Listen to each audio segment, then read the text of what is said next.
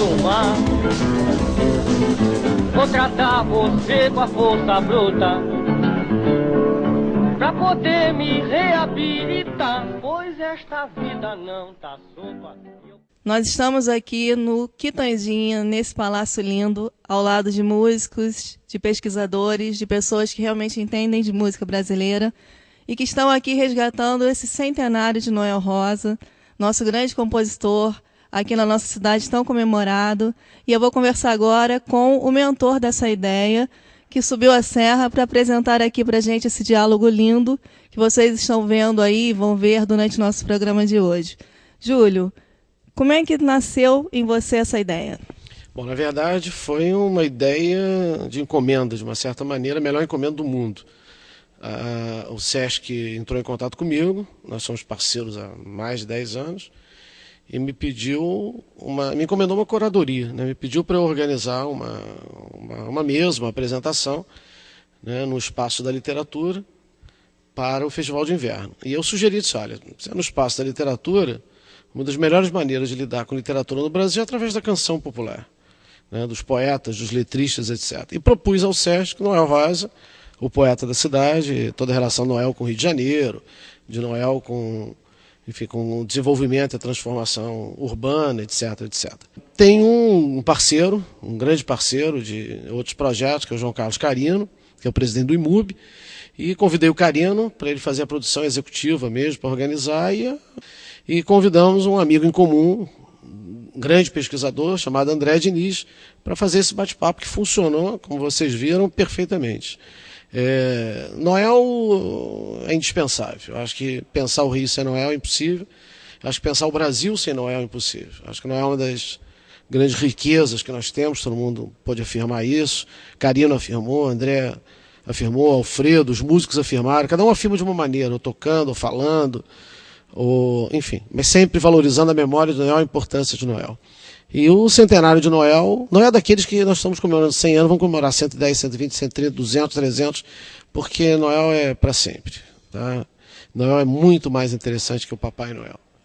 E agora nós vamos conversar com o Carino, que foi quem produziu esse grande bate-papo. Carino, como é que você concebeu essa ideia? Como é que você juntou tudo isso? Como é que você preparou tudo para que fosse dessa forma que o público recebeu tão bem aqui no Sesc?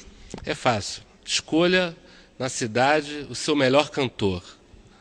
Vá atrás do melhor cavaquinho que você conhece, do violão mais criativo e do ritmo mais firme e certo, que você tem um elenco perfeito.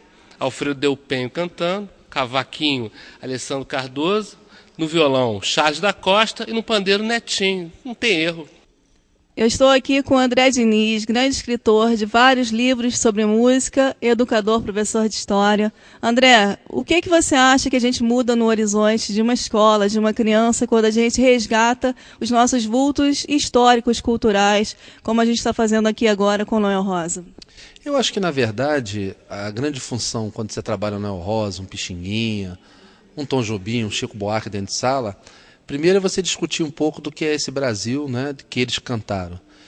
E segundo é você colocar um cardápio diferenciado para esse aluno, né, que ouve rádio, música contemporânea, que está curtindo seu funk, que está curtindo lá seu rap, que gosta de músicas que falam mais imediatamente do que ele vive, mas que o trabalho do professor, o trabalho da escola, o trabalho do educador é mostrar para ele as diferenças. E aí ele vai fazer a escolha que melhor ele tiver afinidade, que ele gostar. E você viu aqui no nosso público de hoje pessoas assim tão interessadas, né? E você vê, você que estuda e pesquisa sobre isso, é muito importante para a gente que a gente agora crie novas referências musicais também, né? Isso está em falta hoje? Eu acho que tá em falta justamente oportunidades como essa, de você mostrar por que o Brasil se tornou Brasil. O que a gente está fazendo aqui hoje? Estava discutindo muito o papel do Noel na construção desse Brasil, na construção da história cultural do país, na história musical. Não é? Então, assim, oportunidades como essa, no mínimo, faz você refletir sobre a história do país que você vive. Se tivéssemos mais espaços para esse tipo de discussão, eu acho que certamente facilitaria um debate de ideias muito maior, a gente formaria melhor as pessoas, né, informaria e, com certeza, construiria cidadãos e cidadãs muito mais capacitados no debate público. Alfredo, conta pra gente como é que foi a sua receptividade a esse projeto de resgate, a obra de Noel Rosa. Para mim foi maravilhoso, né? Sempre é bom poder apresentar essa obra do Noel, que é uma obra que a gente já conhece há muito tempo, para quem se interessa por samba e por choro, é uma das primeiras obras com que a gente tem contato, né? Alessandro, você vive no Rio de Janeiro, toca na Noite do Rio de Janeiro, e aí você agora conviveu com essa história do Rio Antigo, com esse ambiente do Bar de Noel, com o tipo de produção fonográfica daquela época. Você acha que mudou muito? Você acha que naquele tempo era mais fácil, agora é mais fácil? O que você pensa sobre isso? Eu acho que é sempre interessante. Na verdade, eu acho que a gente sempre tem como referência o que foi feito naquela época, né? O Carino até na palestra ele citou um pouco isso, né? Que o Noel foi um compositor, um artista que ele não teve muitas referências para fazer o que fez, né? Então a gente acaba tendo essa bagagem toda para fazer o que a gente faz hoje. Eu acho que a gente tem muitas informações e tal, e isso facilita bastante para o nosso trabalho, não tenha dúvida, né? A obra do Noel, por exemplo, é uma obra que é muito rica em relação à letra, à poesia da coisa, mas para nós instrumentistas também é muito interessante a questão da riqueza melódica e rítmica, né? Que isso para a gente facilita bastante e é uma coisa que atrai a gente, né? Então é sempre muito bom ouvir o pessoal da antiga como o Noel.